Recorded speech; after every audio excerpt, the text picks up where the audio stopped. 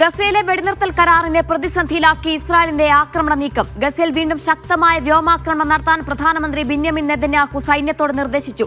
US നേതൃത്വവും Israel നേതാക്കളുമായി തിരക്കിട്ട ചർച്ച നടക്കുകയാണ്.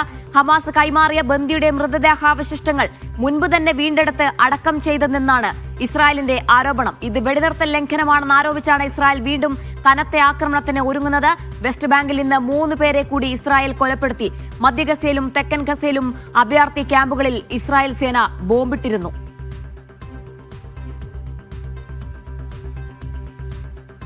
വിശദാംശങ്ങൾ നൽകാനായി MCA നാസറും BK സുഹൈലും ചേരുന്നുണ്ട്. ആദ്യം MCA നാസറിലേക്കാണ് പോകുന്നത്. നാസർ, തുടക്കം മുതൽ തന്നെ ഈ വെടിനിർത്തൽ കരാർ നിലവിൽ വന്നിട്ടും ഗസയെ ആക്രമിക്കുന്ന ഒരു സാഹചര്യമായിരുന്നു ഉണ്ടായിരുന്നത്. ഇപ്പോൾ ഒരു തൊടുന്യായം പറഞ്ഞുകൊണ്ട് ഇസ്രായേൽ വീണ്ടും വ്യോമാക്രമണത്തിന് ഉത്തരവിടുകയാണ് ചെയ്യുന്നത്. ഗസ വീണ്ടും അശാന്തതയിലേക്ക് നീങ്ങുകയാണോ? എന്താണ് ഇസ്രായേൽ പറയുന്നത്? ഹമാസിന്റെ വിശദീകരണം എന്താണ്? അല്പം മുമ്പാണ് ഇസ്രായേലിന്റെ സുരക്ഷാ സമിതി മേധാവികളുടെ യോഗം ഇസ്രായേൽ പ്രധാനമന്ത്രി നെതന്യാഹു വിളിച്ചു ചേർത്തതും തുടർന്നാണ് അതിശക്തമായിട്ടുള്ള ഒരു ആക്രമണം ഗസക്ക് മേൽ പുനരാരംഭിക്കാനുള്ള നിർദ്ദേശം സൈന്യത്തിന് നൽകിയതായിട്ടുള്ള ഔദ്യോഗികമായിട്ടുള്ള വെളിപ്പെടുത്തൽ വന്നിരിക്കുന്നത്. പക്ഷേ ഏത് സമയത്തായിരിക്കും ഈ ആക്രമണം പുനരാരംഭിക്കുക എന്നത് സംബന്ധിച്ച കൃത്യമായിട്ടുള്ള ഒരു വിശദീകരണം സൈനിക ഭാഗത്തു നിന്നോ രാഷ്ട്രീയ നേതൃത്വത്തിന്റെ ഭാഗത്തു നിന്നോ ഇനിയും ഉണ്ടായിട്ടില്ല. തിരക്കിട്ട ചർച്ചകൾ അമേരിക്കയുമായി തുടരുകയാണ്. പ്രധാനമായിട്ടും അമേരിക്കൻ പ്രസിഡന്റ് ഡൊണാൾഡ് ട്രംപ് മുൻകൈയെടുത്ത് ഈ മാസം 10-ന് പ്രാബല്യത്തിൽ വരുത്തിയ ഒരു കരാറാണ്. അതുകൊണ്ട് തന്നെ ഈ കരാർ നിലനിൽക്കണം എന്നത് അമേരിക്കയുടെ താല്പര്യമാണ്. അമേരിക്ക അത് വളരെ വ്യക്തമായി തന്നെ പറഞ്ഞിട്ടുണ്ട്. ഇനിയും ഗസക്ക് നേരെയുള്ള ഒരു ആക്രമണം ഇസ്രായേലിന്റെ ഭാഗത്തുനിന്ന് ഉണ്ടാകില്ല എന്ന് ലോകത്തോട് തന്നെ വളരെ കൃത്യമായി തന്നെ അമേരിക്കൻ പ്രസിഡന്റ് വ്യക്തമാക്കിയതാണ്.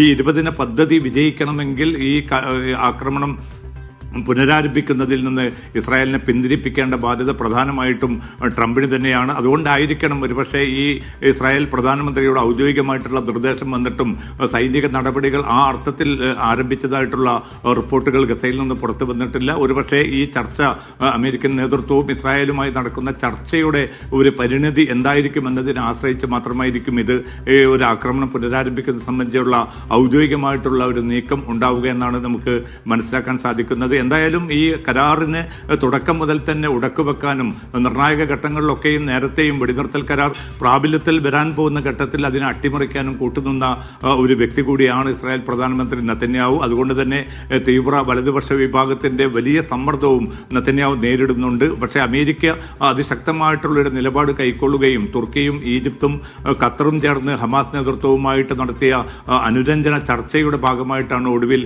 ഏറ്റവും ശക്തമായിട്ടുള്ള 20-ദിന പദ്ധതിയോട് ആഭിമുഖ്യം പുലർത്താൻ ഹമാസ് നേതൃത്വം തയ്യാറായത്. അതാണ് ഒക്ടോബർ 10-ന് നിലവിൽ വന്ന ഈ വെടിനിർത്തൽ കരാർ. അതിന് ഈ 125 തവണയാണ് ഈ 18 ദിവസത്തിനുള്ളിൽ ഇസ്രായേൽ ലംഘിച്ചത്.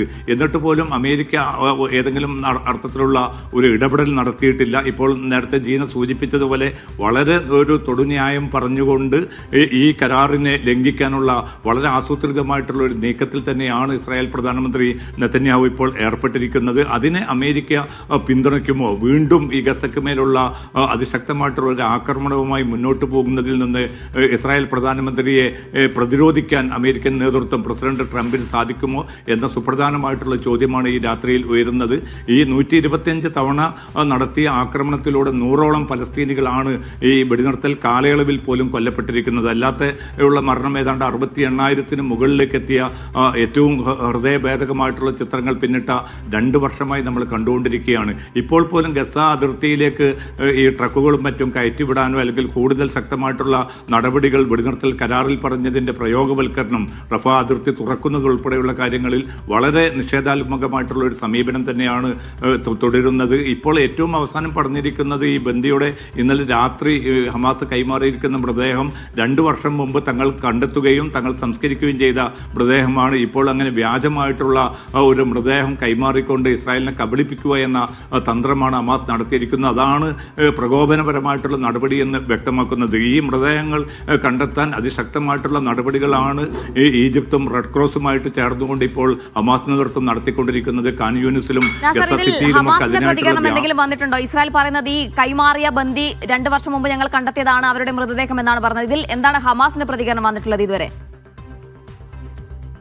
ഹമാസ് ഇത് പൂർണ്ണമായിട്ടും നിരാകരിക്കുകയാണ്. തങ്ങളുടെ കൃത്യമായിട്ടുള്ള ബോധ്യത്തിന്റെയും തെളിവുകളുടെയും അടിസ്ഥാനത്തിലാണ് ഈ 28 മൃതദേഹങ്ങളിൽ ഏതാണ്ട് പകുതിയോളം മൃതദേഹങ്ങൾ ഇതിനകം കൈമാറിയിരിക്കുന്നത്. ആ സമയങ്ങളിലൊന്നും ഇത്തരമൊരു ആവലാതിയോ പിന്നെ പരാതിയോ ഇസ്രായേലിന്റെ ഭാഗത്തുനിന്നും ഉണ്ടായിരുന്നില്ല. ഇപ്പോൾ പൊടുന്നനെ ഇത്തരമൊരു വാദം ഉന്നയിക്കുന്നത് കൃത്യമായിട്ടുള്ള ചില സൈനിക ലക്ഷ്യങ്ങളോടുകൂടി തന്നെയാണ്. കാരണം ഈ കരാർ പൂർണ്ണമായിട്ടും അട്ടിമറിക്കുക, അങ്ങനെ ഗസയ്ക്ക് മേൽ തങ്ങളുടെ അധീശത്വം കൂടുതൽ ശക്തമായിട്ട് അരക്കിട്ടുറപ്പിക്കുക എന്ന കൃത്യമായിട്ടുള്ള ലക്ഷ്യത്തോടു കൂടിയാണ് ഇസ്രായേൽ പ്രധാനമന്ത്രി ഇതിനെ പ്രേരിപ്പിച്ചത്. എന്തായാലും ഹമാസ് ഇന്നിപ്പോൾ രാത്രി ഇന്ത്യൻ സമയം 10:30 അടുത്ത മൃതദേഹം കൈമാറിയിരുന്നത്. അത് ഹമാസ് നേരത്തെ പ്രഖ്യാപിക്കുകയും ചെയ്തിരുന്നു. പക്ഷെ അത് തൽക്കാലം നിർത്തിവെച്ചിരിക്കുകയാണ്.